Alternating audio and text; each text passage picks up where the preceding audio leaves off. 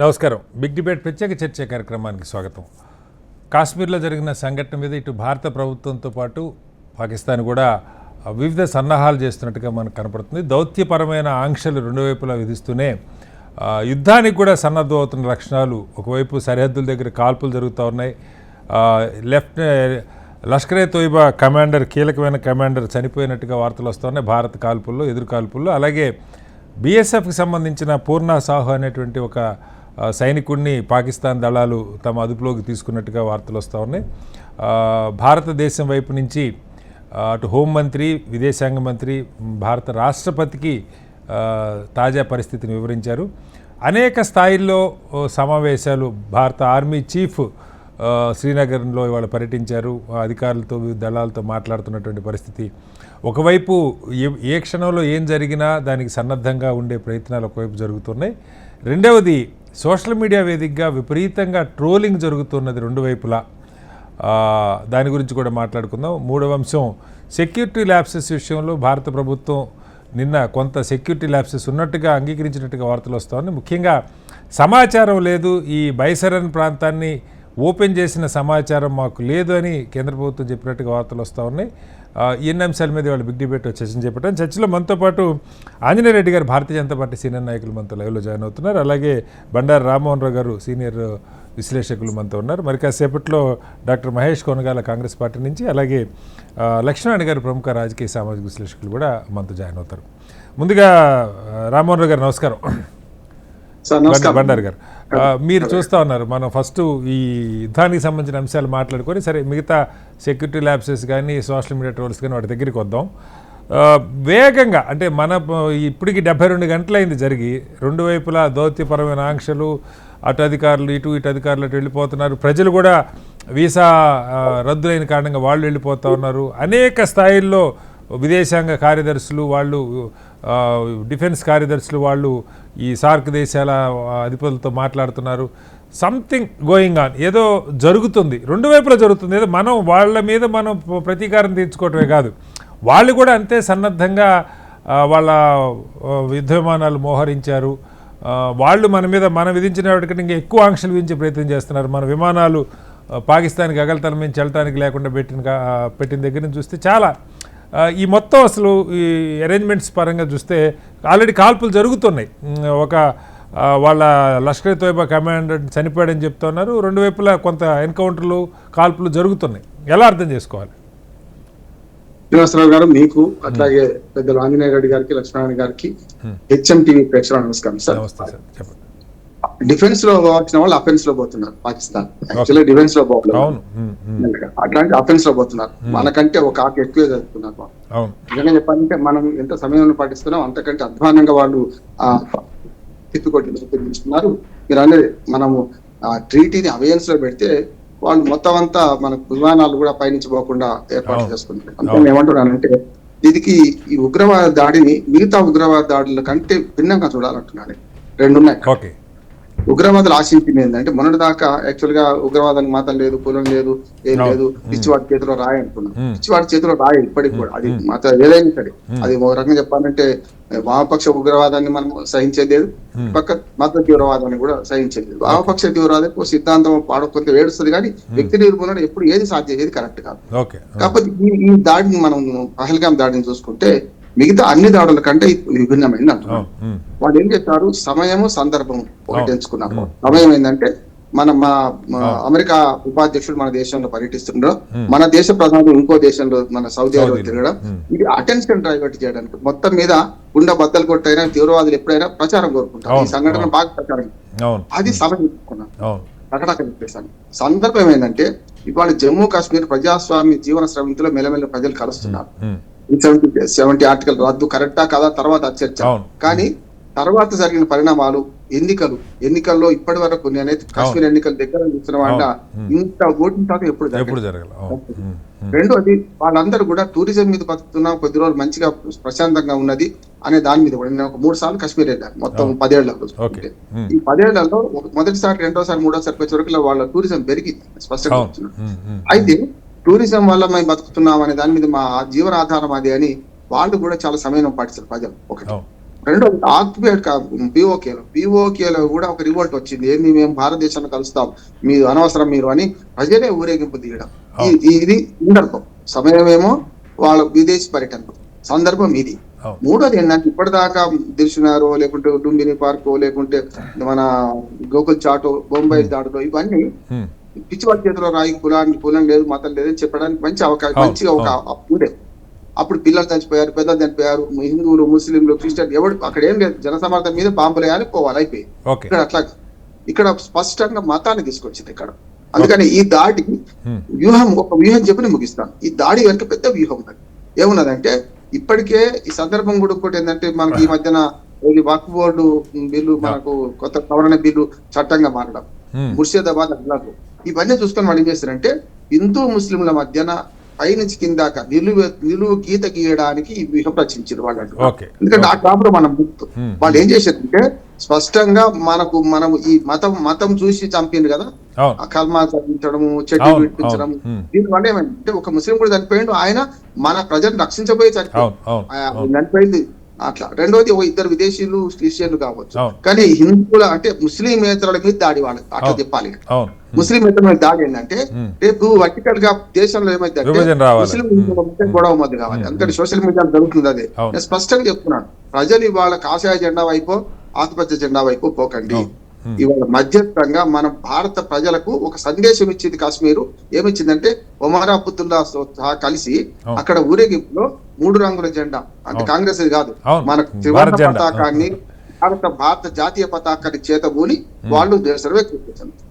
బ్రహ్మాండంగా సార్. అసలు ఆ విషయం అన్నిటికంటే ఇప్పుడు మనకి ఎస్టాబ్లిష్ అయింది, రామ్మోహన్ రావు గారు అద్భుతంగా ఎస్టాబ్లిష్ అయింది. అసలు కాశ్మీరీలు వాళ్ళు స్పందించినంత అద్భుతంగా ఇప్పుడు ప్రతి ఒక్క అక్కడ బాధితులను ఎవరు గెలిచినా దానికి మనం సెకండ్ రౌండ్లో వద్దాం, వాళ్ళు కథలుగా అక్కడ ఉన్న క్యాబ్ డ్రైవర్లు, గుర్రపు డ్రైవర్లు, రెస్టారెంట్లోళ్ళు, టీ కొట్లోళ్ళు వాళ్ళు ఏ రకంగా సహాయం చేసి కాపాడారో కథలుగా చెప్తున్నారు సార్. అక్కడ బాధితులుగా ఉన్న బతికున్న వాళ్ళు చెప్తున్నమాట.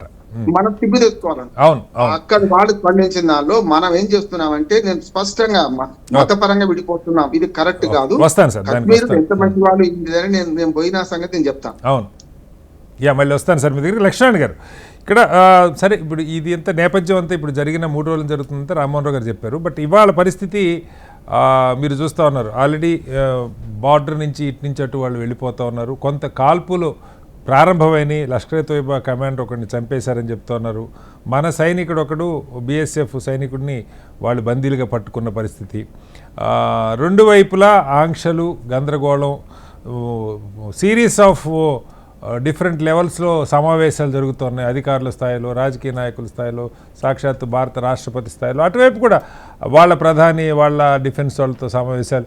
ఈ మొత్తం ఏదన్నా అంటే మనకి ఆఖరికి ఎలా వస్తాయంటే పత్రికల్లో మిలిటరీ దాడులకు సంబంధించి ఆప్షన్స్, మనం భూతలం నుంచి వెళ్ళి దాడి చేయాలా, లేకపోతే రఫేల్ లాంటి యుద్ధ విమానాలతో లాంగ్ డిస్టెన్స్ టార్గెట్స్ని ఇచ్చేయాలా, వాళ్ళ సైనిక స్థావరాల మీద కొట్టాలా, లేకపోతే బార్డర్లో ఉన్న ముష్కర్ల మీద దాడి చేయాలా, ఇంత దాకా చర్చలు నడుస్తాయి. సరే, సోషల్ మీడియా చర్చలు, టీవీలో చర్చలు పక్క పెడితే ప్రభుత్వం ఏ రకంగా ముందుకెళ్ళే అవకాశం ఉంది? లక్ష్మణ్ గారు. మీకు రామ్మోహన్ రావు గారు, ఆంజనేయ రెడ్డి గారు, ఇతర మిత్రులకి, ప్రేక్షకులకి నమస్తే. ఓకే, వాళ్ళ యుద్ధం అనివార్యం అనేటువంటి వాతావరణాన్ని సృష్టించడం ఎవరికి ప్రయోజనం కలిగిస్తుంది? ఇవాళ ప్రపంచంలో రష్యాకి ఉక్రెయిన్ మధ్య యుద్ధం జరుగుతున్నది. నెలలు గడిచిపోతున్నా సుదీర్ఘమైనటువంటి యుద్ధంలో 2 దేశాలు నష్టపోతున్నాయి. అలాగే ప్రపంచ దేశాలపైన దాని దుష్ఫలితాలు గణనీయంగా ఉన్నాయి.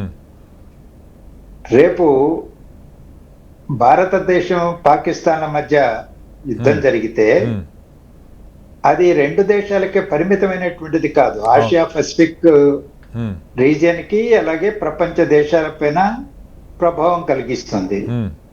మన ఇరుగు పొరుగు దేశాలు కూడా యుద్ధం కోరుకోవడం లేదు. శాంతియుతంగా సంప్రదింపుల ద్వారా మామూలుగా పరిష్కారం ఏదైనా సమస్య చేసుకోవచ్చని ఆశిస్తా ఉన్నాయి. కాకపోతే ఇది ఉగ్రవాదంతో జరుగుతున్నటువంటి ఆ సమస్య మీద ఉద్రిక్తతలు రెండు దేశాల మధ్య ఏర్పడ్డాయి. ఓకే. చాలా అత్యంత దుర్మార్గంగా ఆటవికంగా 26 మందిని పర్యాటకుల్ని చంపేశారు ఉగ్రవాదులు. ఆ ఉగ్రవాదాన్ని సమాధి చేయాలి. అది ప్రపంచ ప్రజానికానికి మానవాళికే బద్ధ శత్రువు. దాని మతం రంగు పొలడమో ఇంకొకటి చేయడమో దుర్మార్గం. కానీ ఇవాళ పాకిస్తాన్ ప్రేరేపిత ఉగ్రవాదులు భారతదేశంలోకి వచ్చి పని చేశారు. పాకిస్తాన్ దాన్ని ఖండించడానికి బదులు అధికారికంగా దాని అధినేతలు, పాకిస్తాన్ అధినేతలు గాని ఇతరులు గాని పక్షంగా వాళ్ళు ఖండించలా, మాకు సంబంధం లేదని చెప్పారు కానీ ఖండించలా. ఇది దారుణం, దుర్మార్గం అన్న మాట నోటి రాలా. ఈరోజు బంగ్లాదేశ్, చైనా, శ్రీలంక అందరూ ఖండించారు. ప్రపంచ దేశాలన్నీ ఖండించాయి. కానీ పాకిస్తాన్ ఖండించకపోతే అర్థం ఏంటి? దాన్ని వెంటేసుకురావడమే.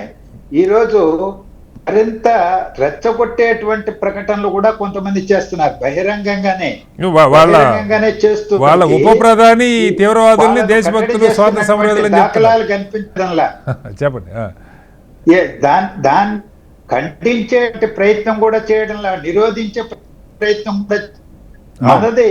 మనం 26 మంది ప్రాణాలు కోల్పోయినాం. ఉగ్రవాదులు వచ్చి ఇన్ఫిల్ట్రేటర్స్ పాకిస్తాన్ లో పొందిన వాళ్ళు వచ్చి ఇక్కడ అలర్జీ ప్రాణాలు బలిగొన్నారు అమాయకుల్ని.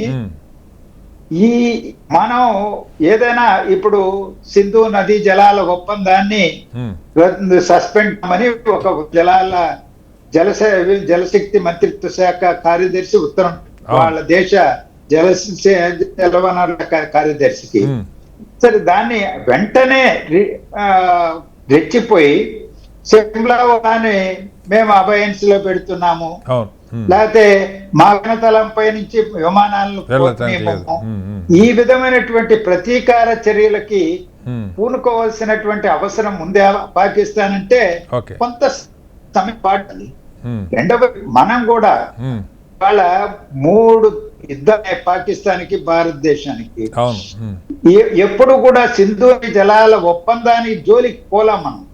పోయినా దాని వల్ల పెద్ద ప్రయోజనం లేదు. సమస్య కాదు, దీర్ఘకాలికంగా కూడా ఉండదు. ఎందుకంటే ఒక మాటే, తూర్పు వైపునున్న ఉపనదులు 3 మనం కేటాయించడం జరిగింది ఒప్పందంలో. ఆ నదులు ప్రవహించేటువంటి నీటిని గరిష్టంగా మనం వాడుకుంటున్నాం. అవి రావి, బిఎస్, వాళ్ళ పశ్చిమ ప్రాంతం నుంచి ఉన్నటువంటి ఉపనదులు పాకిస్తాన్ కు ఒప్పందం ప్రకారం ఇవ్వడం జరిగింది. వాటి భూభాగాలు లడఖ్, జమ్మూ కాశ్మీర్ ప్రాంతం నుంచి ఉన్నప్పటికీ అవి హిమాలయ పర్వతాలు, మౌంటైన్స్. అక్కడెక్కడ ప్రాజెక్టులు కట్టి నీటిని వినియోగించుకునే అవకాశం లేదు. మైనర్ ఇరిగేషన్ కు తప్ప, జల విద్యుత్తుకు తప్ప అక్కడ మనకు అవకాశమే లేదు. ఇప్పుడు ప్రాజెక్టులు కూడా అక్కడ పెద్ద భారీ ప్రాజెక్టులు లేవు, నిల్వ చేసి ఆపుదల చేసేటువంటి అవకాశం లేదు. అవి హిమాలయ పర్వతాలు, మంచు కరిగి వచ్చే నీళ్లు గాని, వర్షం నీళ్లు గాని అవి అనివే వెళతాయి. కానీ 30%, 40% వాళ్ళ జీడిపి మీద ఎఫెక్ట్ ఇస్తే వాళ్ళ ప్రజల్లో తిరుగుబాటు వచ్చేటట్టుగా చేయొచ్చు అని ఎవరైనా భావిస్తుంటే అది పాకమైనటువంటి చర్యే. దానివల్ల పెద్దగా ఉండేదేమీ లేదు. అందుకంలో కూడా దీనిని సింధు జలాల ఒప్పందాన్ని పట్టించుకోలేదు, దాని మీద చర్య తీసుకోలేదు. కొద్దిగా బ్యాలెన్స్డ్ గా భారత ప్రభుత్వం కూడా ఆలోచించుండాల్సిందేమో అనేది నా అభిప్రాయం. ఓకే సార్, మళ్ళీ వస్తాను సార్ మీ దగ్గరికి. మహేష్ గారు, నిన్న అఖిలపక్ష సమావేశం జరిగింది. రాహుల్ గాంధీ గారు, ఖర్గే గారు అందరూ పార్టిసిపేట్ చేశారు. ఒకటి, ప్రభుత్వం ఏ చర్యలు తీసుకున్నా దానికి సంఘీభావం, వీఆర్ విత్ ద గవర్నమెంట్. యూజువల్గా ఎప్పుడు కూడా మనకి ఇలాంటి సందర్భంలో ప్రభుత్వాలు ఏ పార్టీలతో సంబంధం లేకుండా దానికి మద్దతు ప్రకటిస్తాం, చర్యలు వాళ్ళ స్వేచ్ఛను వాళ్ళకి ఇస్తాం. దాంతోపాటుగా ఇక్కడ సెక్యూరిటీ ల్యాప్సెస్ గురించి కూడా మాట్లాడినట్టుగా మనకు వార్తలు వచ్చినాయి. ప్రభుత్వం కూడా బహిరంగంగా ప్రకటన ఇవ్వలేదు కానీ లోపల అంగీకరించినట్టుగా బయట చెప్తా ఉన్నారు. అంటే అసలు అక్కడ అది ఓపెన్ చేసినట్టు, ఆ బైసరన్ ప్రాంతాన్ని టూరిస్టులకు ఓపెన్ చేసే సంగతి కేంద్ర ప్రభుత్వ బలగాలకి తెలియదు. స్థానిక అధికారులు ఎవరో ఓపెన్ చేశారు. ఈ క్యాబ్ ఆపరేటర్లు, ఈ గుర్రపు బండ్ల వాళ్ళు తీసుకెళ్తున్నారు. అది మామూలుగా అమర్నాథ్ యాత్ర అప్పుడే ఓపెన్ చేస్తాను తప్ప ఇప్పుడు కాదు. ఇప్పుడు ఎలా ఓపెన్ అయిందో మాకు అసలు, అది కూడా 5-6 రోజుల క్రితం ఓపెన్ అయిందంట.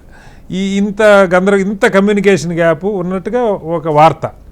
అది లేకపోవటం వల్లే వాళ్ళు కరెక్ట్గా చూసుకున్నారు, దాడి చేసి. ఈ రెండు కూడా మీరు ప్రస్తావించారు. అయితే ఇప్పుడు పరిస్థితులు అక్కడ మనకి మన వైపు వాళ్ళ వైపు జరుగుతున్న అరేంజ్మెంట్లు చూస్తూ ఉంటే ఈవెన్ యునైటెడ్ నేషన్స్ కూడా, ఐక్యరాజ్య సమితి కూడా హెచ్చరించింది, మీరు సంయమనం పాటించండి, తొందరపడద్దు. కానీ ఆ ఊపు మనకు కనపడుతుంది. సమాజంలో నుంచి విపరీతంగా ఒత్తిడి, ఏదో ఒకటి చేసేయాలన్న కసి కనపడతా ఉంది. ఏం చెప్తారు? అంటే సహజంగా ఇట్లాంటి సందర్భాలు, దురదృష్టకరమైన సంఘటనలు జరిగినప్పుడు సహజంగానే ప్రజల్లో నుంచి ఒక రకమైనటువంటి, అంటే మూతోడికే పత్తర్ ఈట్కా జవాబ్ పత్తర్ సే దేంగే అనే ఒక ఆ టెంపర్మెంట్స్ డెఫినెట్గా ఉంటాయి. బట్ ప్రభుత్వంలో ఉన్నవారు అన్ని విధాలుగా ఆలోచించుకొని నిర్ణయాలు తీసుకోవాలి. సో దానికి మీరు ఇందాక చెప్పిండ్రు, నిన్న మా రాహుల్ గాంధీ గారు చెప్పిండ్రు, ఇట్లాంటి దురదృష్టకరమైన సంఘటన నేపథ్యంలో అఖిలపక్షాన్ని పిలిచిండ్రు. ప్రభుత్వానికి మేము సంపూర్ణ మద్దతు ఇచ్చినాము. దేశంలో ఏ పరిస్థితులు వాళ్ళు ఏ నిర్ణయం తీసుకున్నా దానికి మేము పూర్తిగా సహకరిస్తామనే మాట చెప్పడం జరిగింది. ఎందుకు? In the interest of national security. దేశ భద్రత విషయంలో కాంగ్రెస్ పార్టీ ఎప్పుడు రాజీ పడలేదు, రాజీ పడదు. వాటి విషయంలో కూడా, ఎందుకంటే మేము కూడా ఒక రకమైన ఎక్స్ట్రీమిస్ట్ విక్టిమ్స్ కదా, బాధితులం కదా. ఇందిరాగాంధీ గారిని కోల్పోయినాము, రాజీవ్ గాంధీ గారిని కోల్పోయినాము. సో ఈ రోజు కూడా అడుగు తీసి అడిగేయాలంటే అనేక భద్రతా కారణాల వల్ల రాహుల్ గాంధీ గారు కానీ, ప్రియాంక గాంధీ గారు కొన్ని మీటింగ్స్ క్యాన్సిల్ అవుతుంటాయి అంటే లోకల్ ఇది వచ్చినప్పుడు. సో డెఫినెట్ గా దాన్ని మేము ఎట్టి పరిస్థితుల్లో ఉపేక్షించేది లేదు. అయితే నిన్న జరిగిన అఖిలపక్ష భేటీలో ఒక వర్షన్ ఏంటంటే, ఎక్కడ అసలు ఏంటి దీనికి బాధ్యులు ఎవరు అండ్ మూలాల్లోకి పోతే అసలు ఏం జరిగింది ఎక్కడ అంటే, మీరు అన్నట్టు ఒకటి ఇంటెలిజెన్స్ ల్యాబ్సెస్ ఉన్నాయి, రెండు ప్రొటెక్షన్ సెక్యూరిటీ ల్యాబ్సెస్ ఉన్నాయి క్లియర్ గా. అదంతా కూడా వాళ్ళ కంట్రోల్లోనే కదా ఉంది. ముఖ్యమంత్రి గారు మొన్న సెకండ్ గ్రేడ్ ఐఏఎస్ ఐపీఎస్ లోనే కాదు, సెకండ్ గ్రేడ్ ఆఫీసర్లను, గ్రూప్ 1 ఆఫీసర్లను కూడా జమ్మూ కాశ్మీర్ లెఫ్టినెంట్ గవర్నర్ గారే తీసుకుని చేస్తుంటారు. కాబట్టి సో హోంమంత్రి అమిత్ షా గారి కనసంలోనే అక్కడ ప్రొటెక్షన్ అంతా ఉంది. సో సైన్యం మీదే, పోలీస్ వ్యవస్థ మీదే.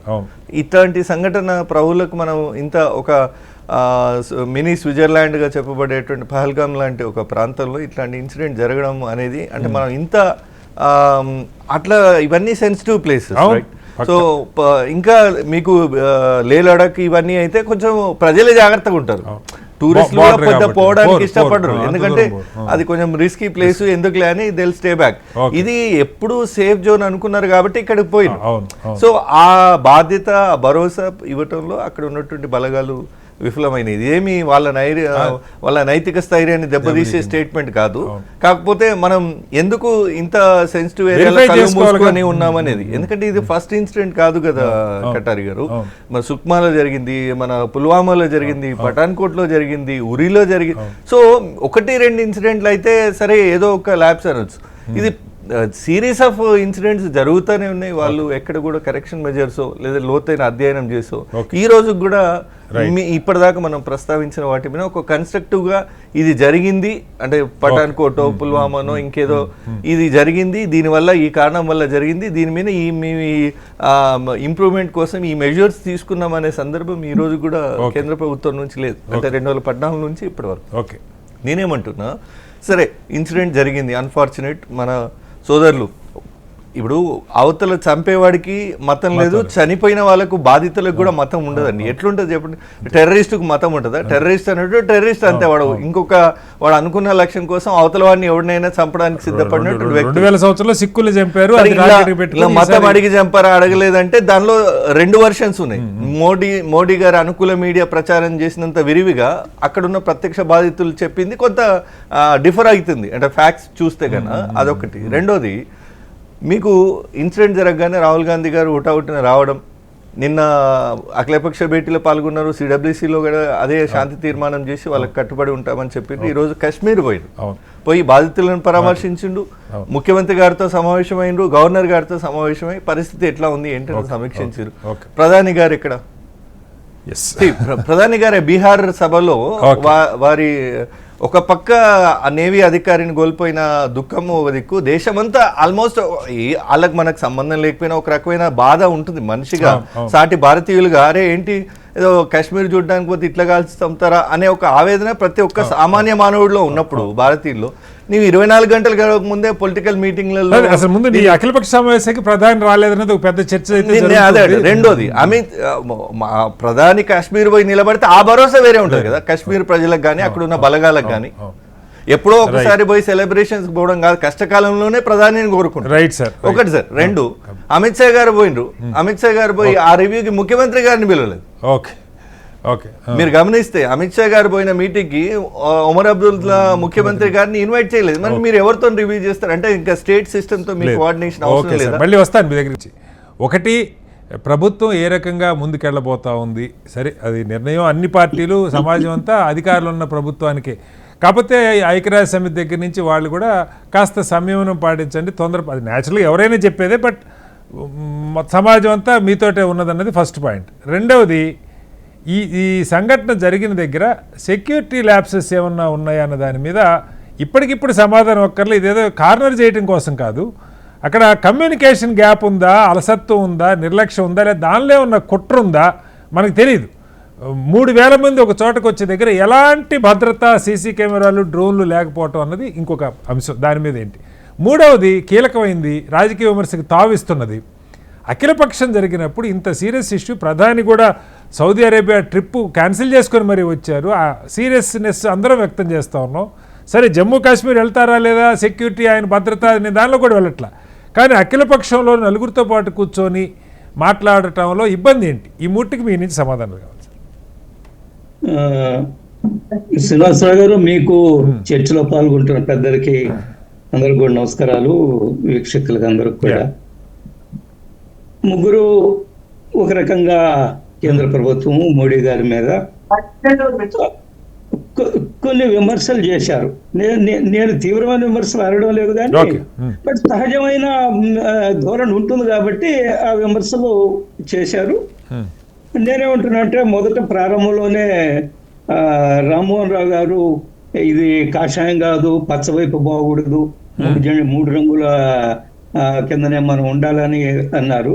రామ్మోహన్ రావు గారు కాషాయం ఎప్పుడూ త్యాగాన్ని సూచిస్తుంది, అది బీజేపీ కనిపెట్టిన కాషాయం కాదు, కొన్ని వేల సంవత్సరాల నుంచి ఈ కాషాయం ఉంది. అది మీరు ఏదైనా కలర్లు ఎవరు కనిపెట్టినవి కాదులేండి, ఆకుపచ్చ ఎంఐఎం కలర్ కాదు, వారు అన్నారు కదా, రామ్మోహన్ రావు గారు అన్నదానికి సమాధానం చెప్తారు. ఇప్పుడు రెండోది, ఈరోజు మీరు జరిగిన సంఘటన, పహల్గామ్లో జరిగిన సంఘటన వెనక మనం కొంత ఆలోచన చేయాల్సి ఉంది.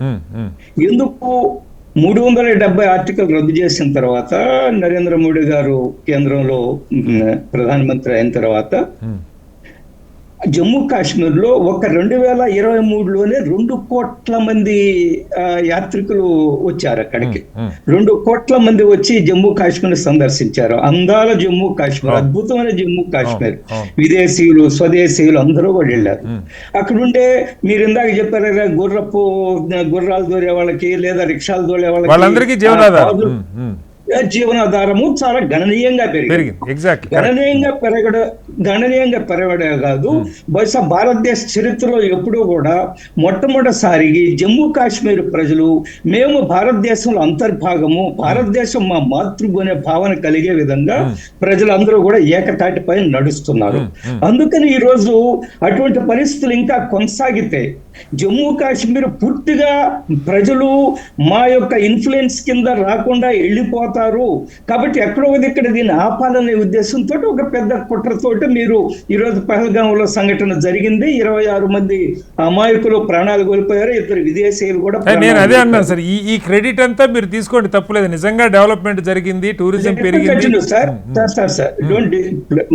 ప్లీజ్ నన్ను చెప్పండి. ముగ్గురు ఒక అరగంట సేపు ఆయన మాట్లాడారు.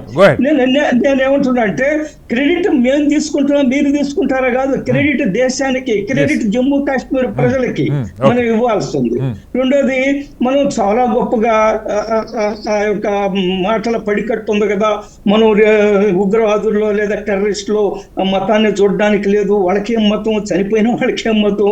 నేనటి రోజున ఏం జరిగిందండి, నువ్వు హిందువా తీసేని ఐడి కార్డు లేదా ప్యాంట్ టిప్పేసి కిందకి దించేసి, నేను చెప్పాను కాదు, ఆ చనిపోయిన వాళ్ళలో ఒక చిన్న అబ్బాయి కూడా అదే చెప్పాడు, సెగ్రిగేట్ చేశారు.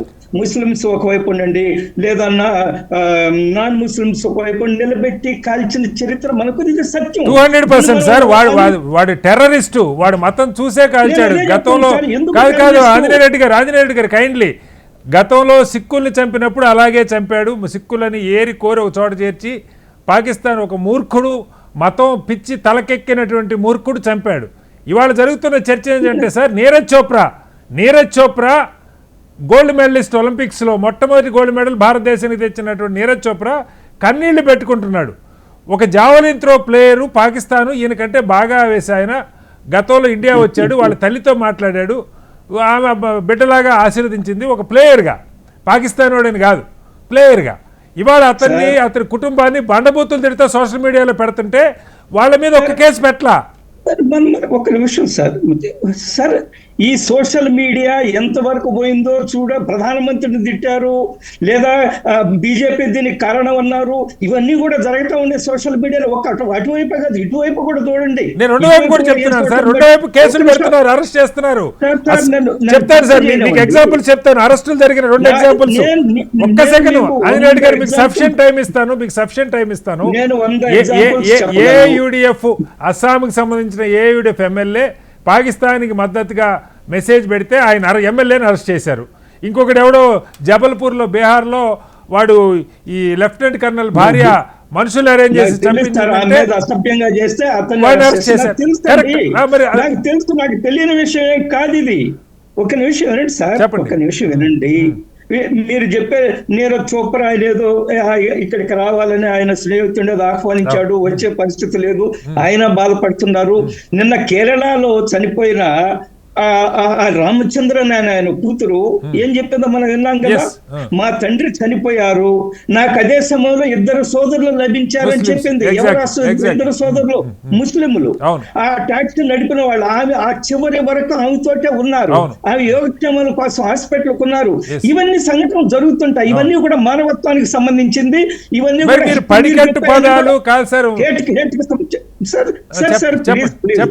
నేనేమంటున్నా అంటే, మనము కొన్ని సత్యాలను అంగీకరించుకుంటే, మనం ఉపన్యాసాలు ఇచ్చి పడికట్టు పదాలతోటి తీవ్రవాదులకు మతం లేదు, ఏదో కొన్ని నిజాలు మనము ఒక అకలాక్ చనిపోయినప్పుడు ఈ దేశంలో ఏం మాట్లాడారు?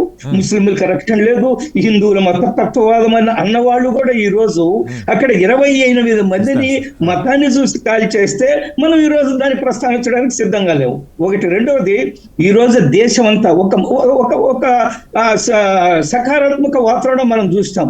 మనం ఎప్పుడైనా ఓవైసీ బ్రదర్స్ చూసాము మనము?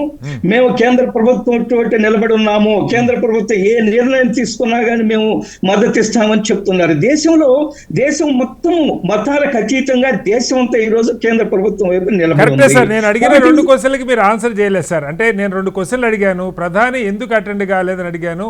రెండవది వస్తున్నాను సార్, అరే మీరు నాకు సమయం ఇవ్వకుండా ఉంటే ఏమిటి? ప్రధానమంత్రి సీరియస్ గా ఉండబట్టే సౌదీ అరేబియా పర్యటన రద్దు చేసుకుని వచ్చారు. ఇవి వచ్చిన వెంటనే విమానాశ్రయంలోనే అక్కడే ఆయన విమానాశ్రయంలో ఉండే ఒక స్థావరంలోనే కూర్చొని వీళ్ళతో రివ్యూ చేశారు. ఈ రోజు నేను కూడా ప్రశ్నిస్తా, ఇంత పెద్ద వక్ఫ్ బిల్లు జరుగుతూ ఉంటే, పార్లమెంట్ లో చర్చ జరుగుతూ ఉంటే రాహుల్ గాంధీ గారు ఎక్కడున్నారు, లేదా వారి ప్రియాంక గాంధీ, ఇవన్నీ కూడా ఈ ప్రశ్నలు కూడా సమాధానం చెప్తారు. ఆయనకేం సీరియస్నెస్ లేదా ఆయన పార్టీ తీసుకున్న నిర్ణయం పైన? ఒకటి. రెండవది, ప్రధానమంత్రి గారు బీహార్ వెళ్ళింది పార్టీ కార్యక్రమం కాదండి, అది పబ్లిక్ ఫంక్షన్, గవర్నమెంట్ ఫంక్షన్ కి వెళ్ళారు. అక్కడి నుంచి ఒక సందేశం ఇవ్వడానికి వెళ్ళారు. సందేశం మొత్తం దేశం అంతా, ప్రపంచం అంతా అన్నది. దీన్ని మనం మర్చిపోయి ఇక్కడ ఎందుకు కూర్చోలేదు, అక్కడ ఎందుకు నిలబడ్డారు, అక్కడ ఎందుకు వెళ్ళారు. రెండవది, సార్ ప్లీజ్ నేనేమంటున్నా అంటే, ఈ రోజు జరిగిన దురదృష్టమైన సంఘటనకి దేశ ప్రజలందరూ ఒకటిగా నిలబడ్డారు. మనం ఎప్పుడైనా చూసామా ఓవైసీ బ్రదర్స్ కిల్లర్స్ నల్ల బ్యాడ్జీలు కట్టుకొని హిందువుల మీద దురాగతంగా చంపితే నల్ల బ్యాడ్జీలు కట్టుకొని ఆయన శుక్రవారం ప్రార్థనలో పాల్గొన్నది. ఎప్పుడైనా జమ్మూ కాశ్మీర్ లో ఏదన్నా మైనారిటీల మీద దాడులు జరిగినప్పుడు లేదా ఉగ్రవాదులు చంపేసినప్పుడు ఆయన నిరసన చెప్పారు తప్ప ఈ రోజు పహల్గామ్ లో జరిగిన సంఘటనకి రాజకీయాలకు అతీతంగా మతాలకు అతీతంగా ఈ రోజు ప్రజలు నిలబెడుతున్నారు. దాని మీద మీరు ప్రభుత్వం ఒకటి ఎందుకు ల్యాప్సెస్ అన్నారు, అక్కడ పెహల్గామ్ లో ఎందుకు భద్రత లేదన్నారు. పెహల్గాము ఎప్పుడైనా గానీ అమర్నాథ్ యాత్ర ప్రారంభమైనప్పుడు పెహల్గామ్ లోకి అనుమతిస్తారు, అందాలను చూసేదానికి అనుమతిస్తారు. కానీ ముందుగానే ఏప్రిల్ 20 నుంచే అక్కడ ఉండే ఈ గుర్రాలు తోలేవాళ్ళు కానివ్వండి లేదా దాని మీద ఆధారపడి బ్రతికే వాళ్ళు ఎవరైతే ఉన్నారో వాళ్ళందరూ కూడా ఈ యాత్రికుల్ని లేదా చూడడానికి వచ్చిన వాళ్ళే తీసుకెళ్లారు. అది భద్రతా బలగాలకు చెప్పలేదు, ప్రభుత్వ అధికారులకు చెప్పలేదు. అందువల్ల జరిగిన సమస్యని కేంద్ర ప్రభుత్వం అక్కడ ఆ భద్రత ఏదైనా వైఫల్యం ఉందా? ఇప్పుడు మీ ఇమిడియట్ గా మీరు ఆన్సర్ చేయాలి. స్పెషల్ ఇన్వెస్టిగేషన్ టీమ్ ఫామ్ చేశారు. భద్రత వైఫల్యం కూడా ఉందని కేంద్ర ప్రభుత్వం స్వయంగా ఒప్పుకున్నది. ఏం జరిగిందో స్ట్రిక్ట్ ఇన్వెస్టిగేషన్ లో తేలుతుంది. అంటే ఈ రోజు రాజకీయ విమర్శలు ఒక పక్క ఉన్నప్పుడు దేశం మొత్తం మీతోటే ఉన్నదని స్పష్టంగా చెప్తున్నారు. మీరే చెప్తున్నారు, నేను చెప్పడం కాదు, మీరే చెప్తున్నారు. ఒకసారి రామ్మోహన్ గారు రెండవ అంశం ఇందాక మాట్లాడాం మనం. నిజంగా నిన్న ఇప్పుడు ఇంత సంఘటన జరిగి అక్కడ కాశ్మీరీ వాళ్ళ ప్రాణాలు పోతున్నా వాడు ముస్లిం అని అర్థమవుతుంది, నేను ముస్లిం అని చెప్పి నమాజ్ చేస్తే వదిలేస్తున్న పరిస్థితి అక్కడ. వాళ్ళ మీద కలబడి తుపాకీ లాక్కున్న ఆదిల్ దగ్గర నుంచి వీళ్ళకి సహాయం చేసిన వాళ్ళు, క్యాబ్ డ్రైవర్లు, భుజాల మీద మోసుకెళ్ళిన వాళ్ళు, చివరికి విమానం ఎక్కించేదాకా తోడున్నారని మీరు నేను చెప్పడం కాదు, అక్కడ బాధితులు చెప్తా ఉన్నారు. వాళ్ళ మతం చోళ్ళు అక్కడ మనుషులను చూశారు. దురదృష్టం ఏంటంటే సోషల్ మీడియాలో జరుగుతున్నవి రెండు వైపులు సార్, ఒకవైపు కాదు. ఇప్పుడు ఇందాక వారు చెప్పారు, ఒక ఎమ్మెల్యే పాకిస్తాన్కి మద్దతుగా ఇది పెడతాడు, ఇంకొక దుర్మార్గుడు భర్త చనిపోయి ఆమె పక్కన కూర్చుంటే ఆమె ఒక షూటర్ని పెట్టుకొని కాల్ చేసింది, భర్తను చంపేసిందని వాడు పెట్టాడు, అరెస్ట్ చేశారు సార్. సంతోషం, అరెస్ట్ చేయాలి. కానీ ఇటువైపు నీరజ్ చోప్రా మీద నువ్వు పాకిస్తాన్ తొత్తువా, మీ అమ్మకి వాడు కొడుక, ఈ భాష మాట్లాడతా నా బిడ్డలాంటోడు అన్నందుకు ఆ తల్లిని కూడా అవమానిస్తున్న పరిస్థితి. అలాగే కాశ్మీరీ స్టూడెంట్లు ఎక్కడుంటే అక్కడ వాళ్ళ మీద దాడులు చేస్తూ ఉన్నారు. దీని మీద ప్రభుత్వాలు అంటే ఈ విద్వేషం పెంచటం, ఆ మతం చూసి జరిగింది, వాడు మతం చూసి చేసినోడు తీవ్రవాది, మూర్ఖుడు, మత పిచ్చిబట్టినోడు అనుకుంటే సమాజంలో అలే పరిస్థితులు ఎందుకు వస్తూ ఉన్నాయి? అసలు అవన్నీ మొదలే చెప్పాను. మిగతా అన్ని సంఘటనలు ఒక ఎత్తు, ఈ పహల్గామ్ సంఘటన ఒక ఎత్తు చెప్పాను. దానికి సామాజిక ఆర్థిక రాజకీయ కారణాలు ఏమున్నాయి, సమయం ఏంటి, సందర్భం ఏంటి చెప్పాను. ఒకటి కాషాయం ఎందుకన్నానంటే ఇవాళ మతపరంగా ఇద్దరు చీలిపోయి ముస్లింలు చంపుదామని హిందువులు చంపుతామని ముస్లింలు కరెక్ట్ కాదు. మనము భారతీయులుగా స్పందిద్దామని అంతకన్నా ఏం లేదు, కాషాయం అనే దానికి వేరే అర్థం లేదు. రెండోది ఏంటంటే ఇప్పుడు మనము దౌత్య యుద్ధం చేద్దామా, మనకు భౌతిక యుద్ధం చేద్దామా? చూసాను, ఉక్రెయిన్ రష్యా యుద్ధం 3 రోజులు అయిపోద్ది అనుకున్నాం, 6 రోజులు వద్దు అనుకున్నాం. ఏమైంది? యుద్ధం మొదలు పెట్టడం మన చేతిలో ఉంటుంది, యుద్ధాన్ని ముగించడం మన చేతిలో ఉండదు. భౌతిక యుద్ధం కంటే పాకిస్తాన్ ను దౌత్యపరంగా ఒంటరి చేసింది. ఇప్పటికే 60-70 దేశాలు స్పందించినాయి, ఇంక్లూడింగ్ చైనా కూడా స్పందించింది. చైనా మన పక్షాన్ని ఉంటుంది నేను అంటలేను, చైనా ఖచ్చితంగా యుద్ధం వస్తే అటుపక్షం పోతుంది, దానికి చైనాలో అటుపక్షం పోతుంది. కానీ ఏమంటున్నానంటే ఇప్పుడు తీవ్రవాద మూలాలు అక్కడి నుంచే ఉన్నాయి, అందరికి తెలుసు. ముంజేది కంకడానికి అర్థం ఎందుకు అవసరమే లేదు. కానీ నేను న్యాయవాదిగా స్పందించేది ఏంటంటే ఎస్టాబ్లిష్ చేయాలి. ఏదైనా ప్రపంచం ముందు వాడిని దోషిగా నిలబెట్టాలని ఎస్టాబ్లిష్ చేయాలి. దానికి గతంలో అమెరికా మాజీ అధ్యక్షుడు మనకు జో బైడెన్ కూడా మాట్లాడిన సంగతి చూస్తే చెప్తాను. ఏంటంటే అత్యంత తీవ్రవాద దేశం పాకిస్తాన్, ఇంకోటి ఏం లేదు, పాకిస్తాన్ నమ్మి మోసపోయినాం మేము, దాన్ని ప్రకటించాలని చెప్పి ఆయన పదవులు ఉండగానే మాట్లాడిండు. అనుభవానికి వస్తే తక్కువ బోధపడుతుంది. ఆఫ్ఘనిస్తాన్ లో చేతులు కలుసుకున్న తర్వాత నేను వాటికి రాశాను, ఆఫ్ఘనిస్తాన్ లో చేతులు కలుసుకున్నారుగా ఇప్పుడు వచ్చిందా, రష్యా అంతకు ముందు తర్వాత మీరు కదా అని. బిల్ క్లింటన్ కూడా ఒక వ్యాసం రాశాడు ఆయన అది అధ్యక్షుడి తర్వాత. ఆయన ఏమంటారంటే ఎక్కడ పేదరికం ఉందో అక్కడ వామపక్ష తీవ్రవాదం కానీ మత ఏదైనా తీవ్రవాదానికి మన పాయింట్ వద్దాం సార్. ఇప్పుడు దౌత్యపరమైన చర్యలతో భారత్ ఆగే అవకాశం ఉన్నదా? ఆగటం కరెక్టా అండి? యుద్ధం కాకపోవచ్చు కానీ కనీసం ఏదో ఒక రిటాలియేషన్ తీర్చుకోకుండా ఉంటుందని అనుకోవచ్చా రామ్మోహన్ రావు గారు? మొట్టమొదటిసారి ఏమంటున్నానంటే ప్రపంచంలో దాన్ని దోషిగా నిలబెట్టడానికి దౌత్య పరిమితి చర్యలు తీసుకోవాలి. అందరితో కలుపుకొని చేసుకోవాలి.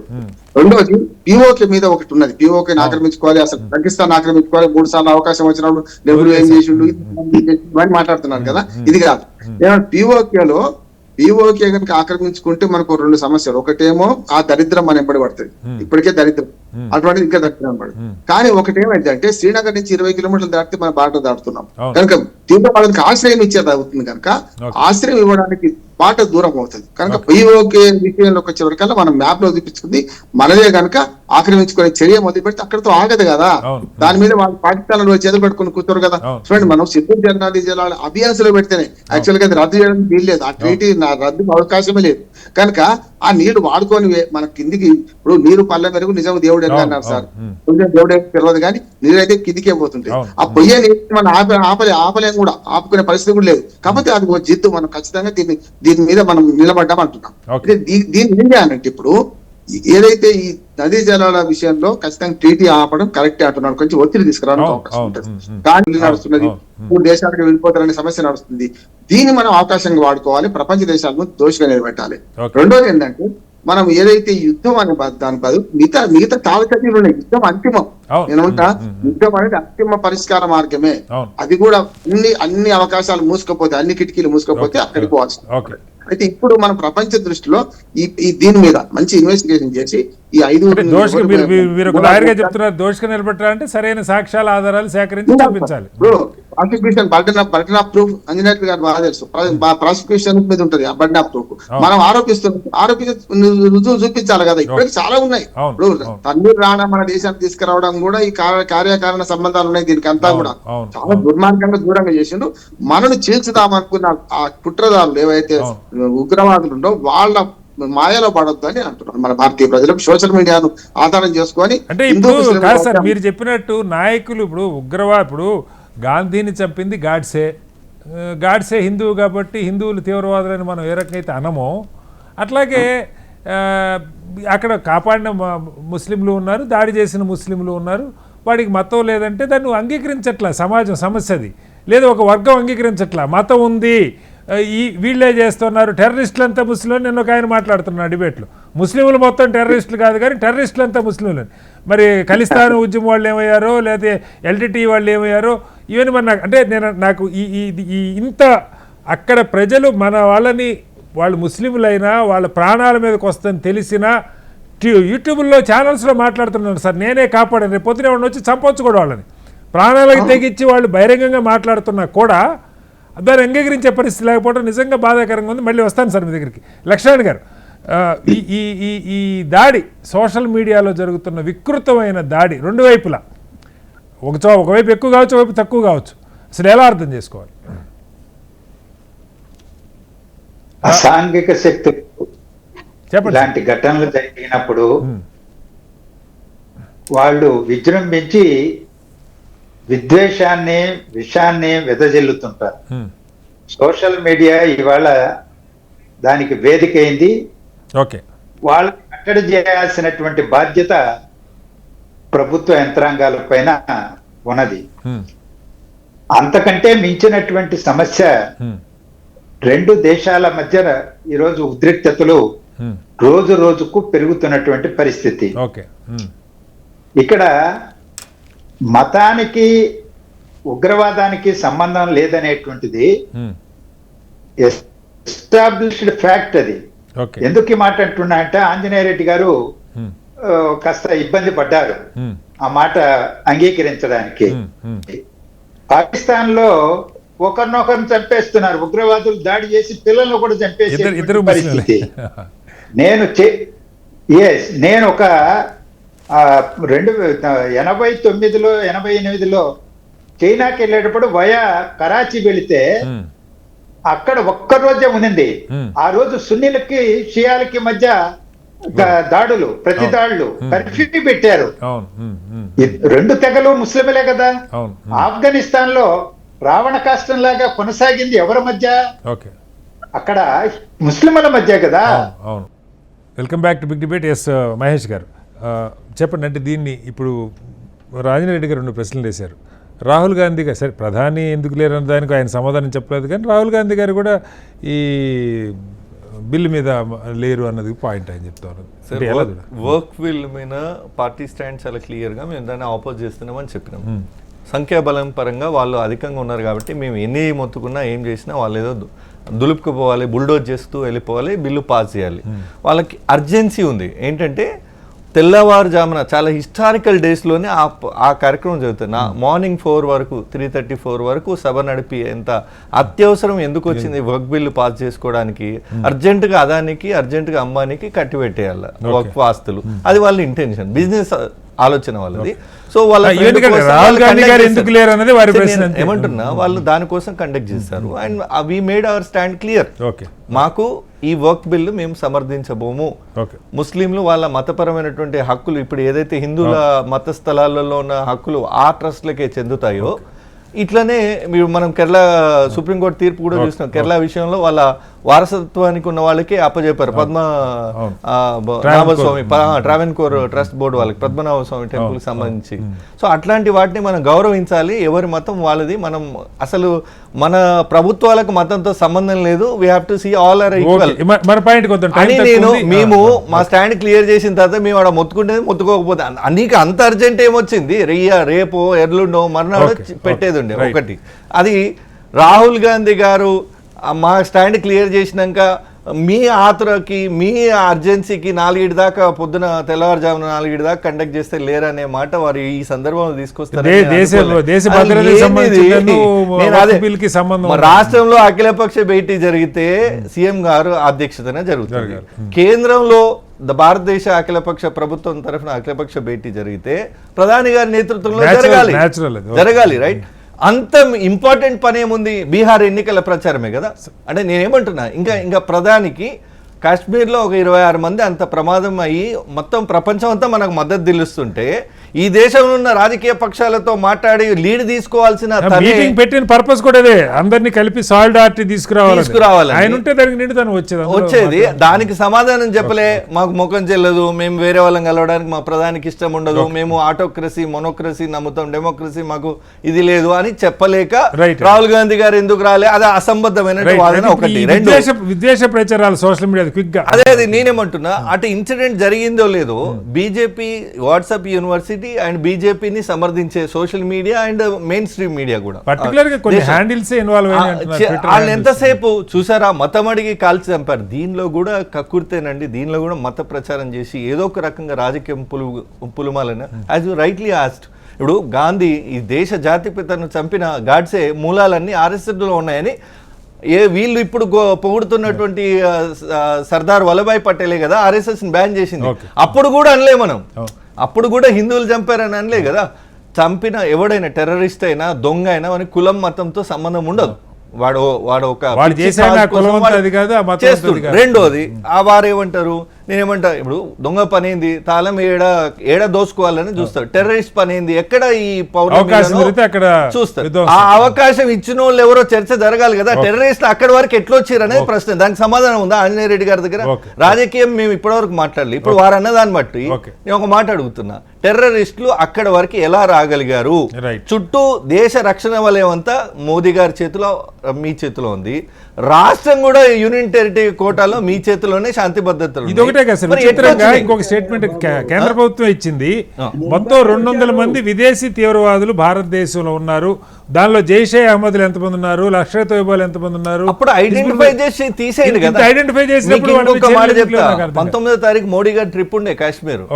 19వ తారీఖు మోడీ గారి ట్రిప్ ఉండే, అది క్యాన్సిల్ చేసుకున్నారు. ఒకవేళ మీకు ఇంటెలిజెన్స్ లో గనక తీవ్రవాదుల కదలికలు ఉన్నాయి అని మీకు ఏమైనా రిపోర్ట్ వస్తే మీరు క్యాన్సిల్ చేసుకుంటే మీరు సేఫ్ ఉంటే సరిపోతుందా? ఈ దేశ ప్రజలు మా చెప్పనించి సాతి అని చెప్పిండు మా ప్రధాని అని చెప్పి వాళ్ళ కొండలెక్కిండు. వాళ్ళ ప్రాణాలకు మీ భరోసా అవసరం లేదా?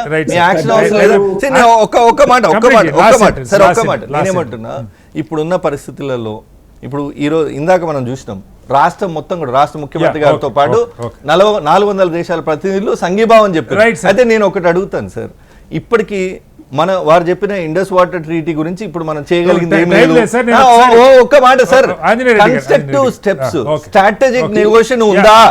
నా ప్రశ్న ఏంటంటే స్ట్రాటజిక్ నెగోషియేషన్ ఉందా అని ఆంజనేయ రెడ్డి గారు, అడుగుతున్నాను. ఆంజనేయ రెడ్డి గారు ఒకటే మీ నుంచి కొరత ఉంది, టైం తక్కువ ఉంది. సోషల్ మీడియాలో జరుగుతున్న ప్రచారానికి కాదు నా ప్రశ్న. ఇప్పుడు మీరు చర్యలు తీసుకోండి. రిక్వెస్ట్ ఏంటంటే, ఇప్పుడు నీరజ్ చోప్రా మీద ఆరోపణలు చేసిన వాళ్ళని, దేశానికి బంగారు పథకం తెచ్చిన వాళ్ళు సార్, కనీసం సింబాలిక్ గా ఇలాంటి వాటి మీద చర్యలు ఉంటే బాగుంటుంది అనేది నా అభిప్రాయం. కటార్ గారు చెప్పండి. కటార్ గారు ఇప్పటిదాకా కాంగ్రెస్ ప్రతినిధి చాలా నీతులు చెప్పండి. మాట్లాడారు. రాణాని నిజాలు మాట్లాడారు. ఇండియాకి బాంబే బ్లాస్ట్ వెనక ఉన్న రాణాని ఇండియాకి తీసుకొస్తే రాణాకి ఫెయిర్ ట్రయల్ ఇవ్వాలా, మనం కంగారు కోర్టులు నడపకూడదు, అతనికి న్యాయం జరగాలని మాట్లాడిన పార్టీ నాయకత్వం నుంచి ఈ రోజు ఆ నాయకులు మాట్లాడుతుంటే మేము శుద్ధులేయడానికి సిద్ధంగా లేము. ఈ దేశంలో మొదటి అతివాద సంస్థ మీ మాతృ సంస్థ, అది మర్చిపోయి మాట్లాడుతున్నారు మీరు. మీ మాతృ సంస్థ RSS మీరు మర్చిపోతున్నారు. బ్లాస్ట్ కి మీ పార్టీ కారణము. కాంగ్రెస్ ఈ దేశాన్ని సర్వనాశనం సార్, చేసింది. ఇప్పుడు నేను కాంగ్రెస్ సర్వనాశనం చేసిన బీజేపీ నా చర్చ కాదు సార్. ఆర్గ్యుమెంట్ చెప్పండి. దేశమే పరిస్థితుల్లో ఉంది, మీరేం మాట్లాడుతున్నారు? ఆ రోజు ముంబై బాధితుల తర్వాత శివరాజ్ పాటిల్ రిజైన్ చేసిండు. అమిత్ షా రిజైన్ చేయమను. ఆ రోజు ముంబైలో బ్లాస్ట్ జరిగితే శివరాజ్ పాటిల్ రిజైన్ చేసిండు కదా, అది మాకున్న చిత్తశుద్ధి, నైతికత.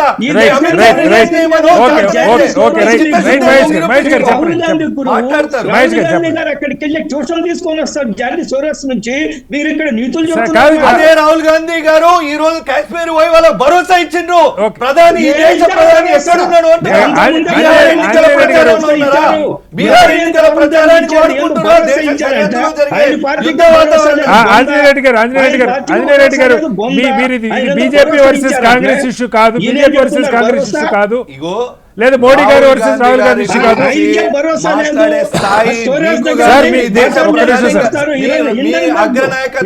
ఆంజనేయ రెడ్డి గారు మీరు అధికారులు